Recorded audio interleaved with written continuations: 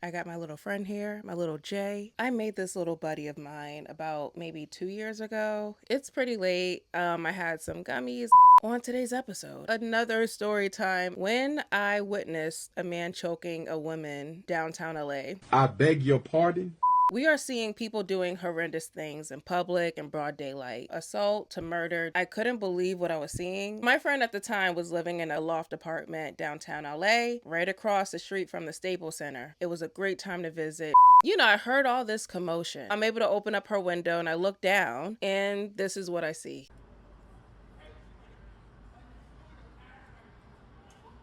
Hey! Hey, yo! Hey! This guy is eating a plate of food while they over here fighting and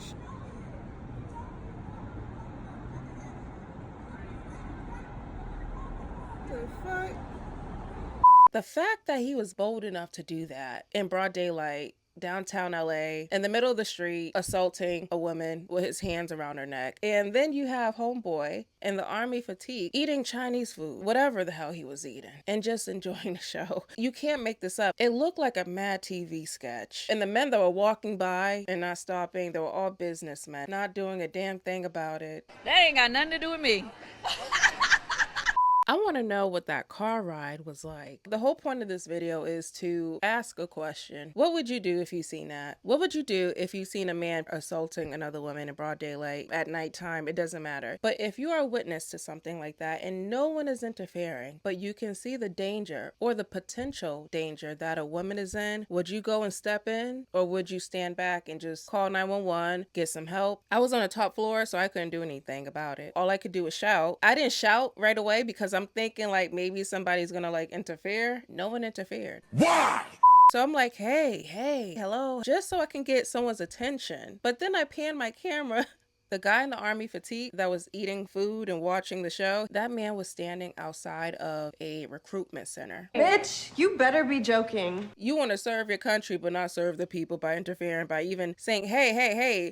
The homegirls came out of the car. It's upsetting me and my homegirl. And broke it up. What if her homegirls weren't there? Like, how long would he be able to continue choking that lady? The fact that no one interfered or even be like, hey, cut it out, I understand to some extent. We now live in a culture where if you see something, you gotta mind your business because they might have a weapon and they might harm someone for interfering. And it happens. I would never be able to sit by and watch a man assault a woman that way. As I mentioned in my last video, the last fight that I was in was with a man. He was assaulting my friend. She didn't tell me that her man was beating on her. She took me over to his crib and I'm thinking they're cool or whatever, but they're not. I was in the bathroom using the toilet and then I heard the commotion and I'm like, okay, hurry up and wipe and put my pants on. I rush out of there and he's dragging her by her hair, pounding on her face. And I grab him. He kept going. So I just cocked my fists back and I just started. They really don't know you a real silly Philly bitch that get down. Girl. And I did what I had to do. He could have went to the kitchen because we were really close to the kitchen. And he could have grabbed a knife, a firearm. But I'm not going to sit there and let my friend get beat up. I'm sorry. I will defend the people I love. Even if it might cost me my life, I would not be able to sit there and watch someone getting harmed. I try to put myself in people's position. If someone is a victim, you should always be able to put yourself in their shoes to some extent. I try to be that person because I would hate to be in public and have a man, hands around my neck in broad daylight and look up and look around and no one is stopping. I would feel like society betrayed me at that part. No one is safe in this world. That man was acting like he was watching Jerry Springer. But I already know there's going to be arguments. What about his life? If it's not my sister or my mother, I'm not interfering. I'm not trying to lose my life, which is all understandable. There are so many people that lose their lives interfering or jumping in to save someone in a situation like that. Domestic violence is no joke. If a man that bold do that in the middle of the street in broad daylight, he ain't got shit to lose. It's a tricky situation situation. Damn if you do and damned if you don't. You're gonna see more of that happening. If you want to be a hero that day, understand what you're going into before you do it. When we do see tragedies like Junior from New York, the poor teen that was stabbed to death, machetes and shit, you know, crazy. I seen that footage. When he went into that bodega and the workers there shoot him off, when he was like trying to tell them he didn't want nothing to do with it. To me, helping, it doesn't mean that you have to put your actual life in the middle. Call the police. Call the police. We need to call the police. Distract the person that is causing the harm to someone. You can't even help someone without becoming a victim as well. And that to me is really the actual like fucking messed up part. You know, the police, they might end up getting shot at or murdered by getting a call and showing up. A man literally arred a woman and no one interfered. When you see certain stories make you go, how the fuck did no one interfere? You hear that question a lot now, right? Who can you run to? Tell me who can I run to?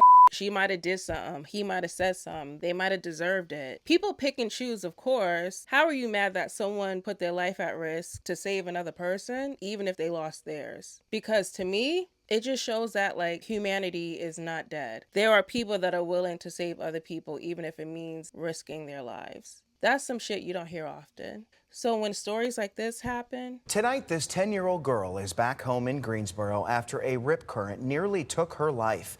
She was fighting to stay above water when a stranger swam out to save her. She made it back to shore. The man who saved her did not. So I was just scared, and then my feet couldn't touch the ground. The 10-year-old Greensboro girl says she tried to swim and even tried to float, but the current was relentless. While Ernest fought to get to his niece, a few good Samaritans jumped in to help. One of them, Derek Moore. I saw him coming, and he was like, grab my arm, and I grabbed it, but like he was also struggling once he got to me. The others reached the pair with a float. Summer made it back to shore.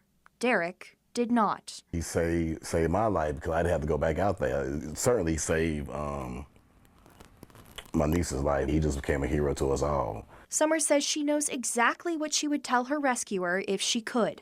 I would say thank you.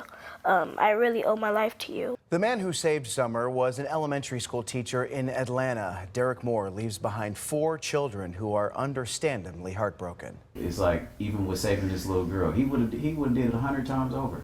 You need people like that willing to risk their lives to save another person, because you could be that person. If I'm being attacked by someone who is, you know, off their meds and think I'm someone that they know and I'm not, and they just randomly attack me and I can't defend myself and someone steps in, I would forever be grateful. But I wanted to show and demonstrate what I'm talking about. If I have the context and the videos and footage, I will share it with you guys if it's appropriate, of course. But my channel is straight to the point.